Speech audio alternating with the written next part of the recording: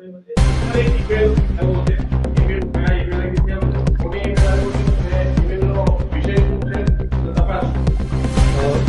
બપોરે 10:24ની આસપાસ GCA જોગાણી તરફથી કરવામાં આવેલું કે GCAનું જે ઈમેલ એડ્રેસ છે GCA@gujarat.com ઉપર અર્લી મોર્નિંગની અંદર એક પાકિસ્તાન JK@gmail.com ઉપરથી એક મેલ આવ્યો હતો. સવારે ઓફિસ સમય દરમિયાન આ લોકોએ 13:44ની આસપાસ જ્યારે પોતાનું એકાઉન્ટ ખોલીને જોયું તે સમયે જે રેગ્યુલર એડમિનનું કામ કરતો બ્રિજેશ કિશોરભાઈ હતા કે જેઓએ આ ઈમેલ ઓફિશિયલ ઈમેલ જોયું, જે જોતા એની અંદર પ્રથમ એક જ લાઇનની અંદર એક મેસેજ આપવામાં આવ્યો હતો કે we will do A bomb blast in your state.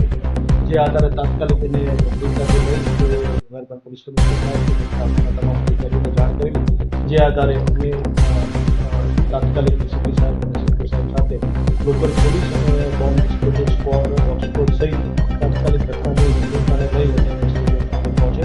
તમામ અધિકારીઓ સમગ્ર સ્ટેડિયમ સાંજે 18 સુધી ચેક કરવામાં આવે. આ દરમિયાન કોઈ પણ એવી અનુરૂપ વસ્તુઓ સિક્યુરિટીને ભવિષ્યની મેચોને ધ્યાને રાખી વધુ ચુસ્ત અને દુરસ્ત કરવામાં આવશે અને જરૂર જણાશે તો વધારાની ફોર્સ બંધ કરી આગામી મેચોનું આયોજન કરવામાં આવશે. પ્રથમ દ્રષ્ટિએ તપાસ કરતાં આ જે કંઈ ઈમેલ આવે છે તે ઈમેલ VPN અને ટોર વેબ બ્રાઉઝર ઉપરથી અલગ અલગ જગ્યા ઉપરથી આવેલો હોય જેથી આ મેલ ટ્રેસ ન થાય તે રીતે તે વખત મેલ કરનાર દ્વારા યાદ આપવામાં આવે છે. પ્રથમ દ્રષ્ટિએ આની માહિતી અમે ગૂગલ પાસેથી માંગેલી. પ્રથમ દ્રષ્ટિએ જે માહિતી આવી છે એમાં એના જે IP એડ્રેસ અમને મળ્યા છે તે બર્લિન જર્મની અને રોમાનિયા ખાતે થયેલા છે. 2 વખત આનો યુઝ થયેલો છે, તો 2 વખત આ IP એડ્રેસ આઉટ ઓફ કન્ટ્રીના કરાયા હતા.